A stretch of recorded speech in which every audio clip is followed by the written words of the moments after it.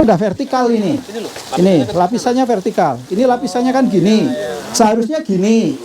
Tapi ini sudah gini. Kenapa bisa begitu? Iya, harusnya gini. Ini sudah gini. Karena apa? Nah, tektonik ini adalah mana modelnya? Adalah bagian daripada oviolit paling atas, lapisan dasar samudranya. Ya, pada saat dia jalan-jalan itu bagian dari lempengnya masuk ke zona sini, turun. Ini kecongkel ke atas, jadilah ini. Itu. Jadi ini masih malen subduksi ya, bukan sedimenter saja. Ya, awalnya sedimentasi masuk ke dalam zona subduksi. Nah, kemudian di atas sana itu kita ketemu batuan yang warnanya hitam, bentuknya kayak cendol. Iya, pating pelentuk gitu loh. Cendol tahu kan? Ya, bentuknya membulat-bulat. Yang tadi saya sebutkan seperti kenong dan gongnya. Nah, itu yang atas. Apa itu? Itu adalah lava. Lava dengan struktur khas yang disebut sebagai pilo lava, struktur bantal. Kenapa itu bisa terjadi? Lava yang keluar ketemu air, seperti orang bikin cendol. Orang bikin cendol itu kan ada, itu kan cendolnya itu bikin keluar ditekan, jatuhnya harus ke air. Bikin cendol di atas meja nggak akan jadi. Ya. Nah, begitu ketemu air ada tekanan hidrostatis di atasnya sehingga dia membentuk pilo itu tadi. Kejadian kedulu, subduksi dulu baru ada. Enggak. Jadi ini satu rangkaian. Kalau kita lihat tadi model tentang oviolit, paling atas itu ketemu itu kan batuan-batuan beku dari ultra basa sampai basa, kemudian atasnya itu ketemu lava. Di atas lava ada endapan laut dalamnya. Jadi secara awalnya ini adalah di bagian atasnya. Iya, ini ada lava ketemu di sini gitu. Tapi posisinya gini ya. Terus ini jalan-jalan masuklah gitu. Oh, jadi nempel dulu. Betul. Tapi kalau gitu berarti di sini air dong dulu. Di dalam laut. Di dalam laut. The present is the key to the past. Wah, ini yang kita lihat hari ini. Pasnya apa? Data dari fosil yang ada di dalam ini ketemu radiolaria, kapur itu 4.000 meter. Tadi saat kapur dia 4.000 meter. Sekarang ini di sini. Kalau bilang ada lava itu bisa dibilang berarti dulunya dekat gunung Merapi. Ya, lava berarti itu ada aktivitas gunung api. Tetapi di bawah laut.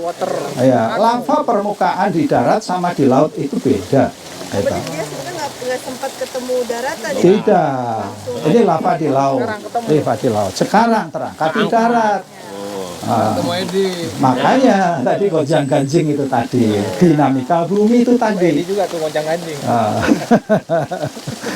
Posternya di sana Pak, di apa di. Oke. Nanti kita lihat posternya di sana. Ya, jadi ini kalau kita lihat ini adalah sebenarnya bongkah. Tadi kan kita lihat dari sana, dari morfologi itu satu bukit. Nah, ini adalah satu bukit yang isinya ini. Bukit lain ketemu isi yang berbeda. Kita lihat sebelah sana udah lain tuh. Ya, berbeda sekali dengan yang ini. Ya. Kemudian kalau kita lihat di dasar itu, di sana akan ketemu, nanti kita bisa tunjukkan, ada lempung hitamnya di dasar. Ada scaly clay-nya nanti yang di sebelah sana kita sambil jalan nanti, ya.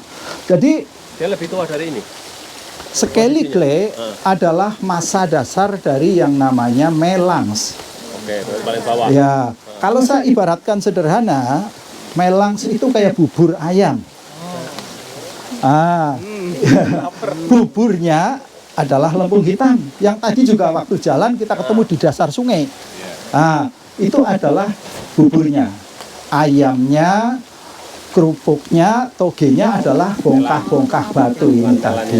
Ukurannya bisa satu gunung, bisa ukuran meter, begitu. Berarti satu gunung, satu bongkah. Iya, ini satu gunung sampai ke sana ketemunya adalah ini. Ya, karena ini dari tempat yang agak jauh yang masuk ke zona tunjaman, maka ini sering disebut sebagai exotic block. Nah, itu istilah lainnya saja. Dari jauh, dia dari mid oceanic ridge yang jalan-jalan masuk ke zona itu. Tapi nggak bisa dibedakan ya karakteristik natif sama eksotik. Bisa. Ya. Oke. Ya, itu pembagian itu lagi nanti, pembicaraan tentang melange yang lebih dalam lagi. Kalau ini apa Pak? Nah, ini adalah yang disebut, ini kuarsa, tetapi kuarsa polikristalin sebenarnya. Jadi kuarsa metamorf. Bukan dari sini tuh ya? Dari sini, dari sekitar sungai ini. Ya, kalau kita lihat ini fragmen, bukan dari bongkah ini, bukan, dari atas sana, dari atas sana. Ya, kalau kita lihat ini macam-macam ini, ya ini sebenarnya adalah bongkah fragmen-fragmen dari atas. Kalau kita bandingkan mungkin besok kalau ke Jogja dekat sungainya sana, bandingkan pasir sana sama pasir Loulo, pasti berbeda sekali. Lebih apa? Lebih halus. Pasir Loulo variasinya banyak, karena sumbernya banyak. Dari material yang Ya, Variatif ya? ada kira-kira 50-an variasi batuan di tempat kita. Beku sedimen metamorf dengan variasinya. Nah, Itu yang itu. mungkin jadi batu-batu hias gitu. Iya. Taman tuh. Ya ini bisa untuk taman. Nah, biasanya semacam itu. Ya. Hah? geser itu. Oke. Yang Ya. tadi hijau, yang di bawahnya ini melange. Oke, kita berjalan ke sini ya.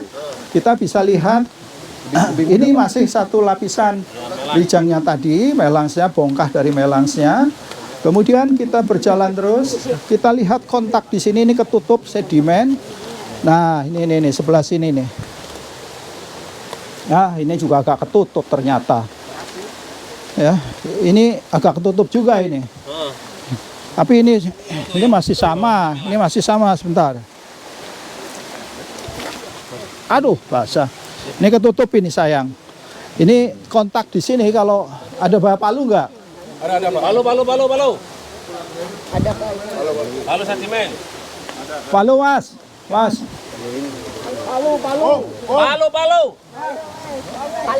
Palu.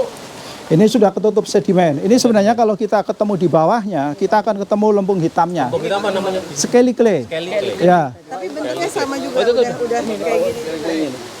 Oh iya itu. ya. Tapi ini kurang, udah lapuk sekali. Ya, Dari yang fresh. ya. Ini lempung juga, lempung hitam. Tetapi scaly-nya sudah tidak terlalu kelihatan. Kelihatan di bawah air nih Pak. Nah ini. Oh ya, ya, ya, Udah. ya.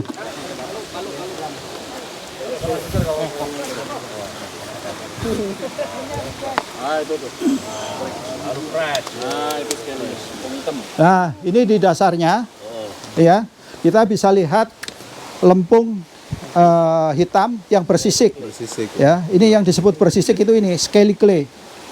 Ya, ini. Jadi lempung itu kan tersusun oleh material-material yang halus.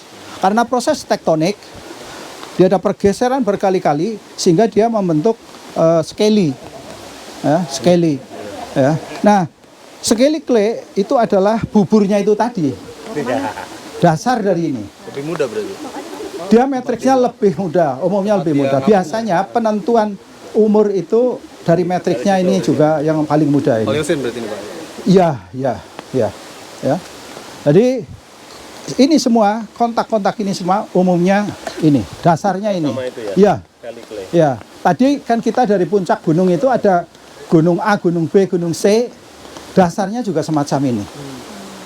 Dari sisi migas Pak, ini punya potensi Silakan. punya potensi sosro nggak Pak? Oh. Material organiknya kaya nggak? Sekali itu di dating sekali yang black. Datingnya kita nggak dapat ya kalau dari scaly, dari fosilnya itu kita ketemukan campuran fosil-fosil yang bervariasi dari Paleosen terutama. Koram. Ya, foram yang bervariasi itu. Ya, jadi ini jelas scaly clay ya. Ini Mudah itu. ah, Kalau ini kan trading. Kelihatannya kayak organik gitu Pak ya. iya. Di bawah. Ada teman-teman yang mencoba untuk organik kontennya, TOC-nya itu cukup bagus, ya, cukup bagus. Juga di formasi karang sambung kan juga keluar. Scaliculae itu keluar di sebagai matriks daripada melangs, sama di formasi karang sambung. Itu TOC-nya cukup bagus. Saya nggak hafal datanya berapa, tetapi cukup bagus. Itu ada kajiannya itu.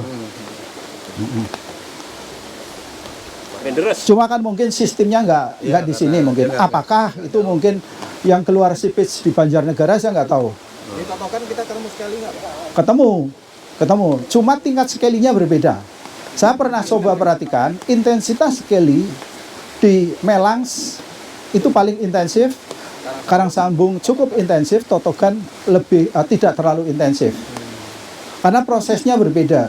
Kalau ini tektonik, kalau yang olisosrom, skalinya adalah proses dari pelongsoran-pelongsoran itu tadi. Gravity ya. Ya, dan tingkat pelongsorannya berbeda antara karang sambung sama Totokan. Itu. Ya. Nggak ambil foto. Tadi Pak Edi tadi. Oh, udah. Awas. Ngambil foto lagi ya berarti.